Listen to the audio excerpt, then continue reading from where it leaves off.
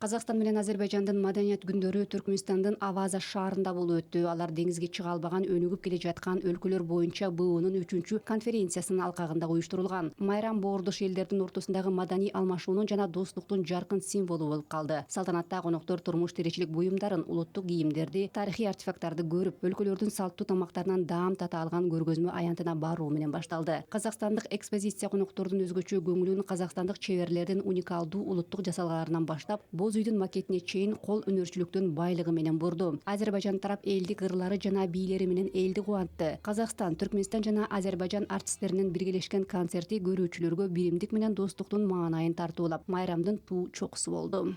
В рамках данного мероприятия были представлены всем гостям, которые приехали из дальних. Бул иш-чаранын алкагында алыскы жана жакынкы чет өлкөлөрдөн келген бардык конокторго, ошондой эле Авазанын тургундарына, Түркмөнстандын жарандарына бардык өлкөлөрдүн мүмкүнчүлүктөрү көрсөтүлдү. Биздин маданият ишмерлери булгардан, сөөктөн, күмүштөн, жүндөн, териден жасалган буюмдарды көрсөткөн кол өнөрчүлүк өкүлдөрү келишти. Элдик кол өнөрчүлүк абдан көп болду.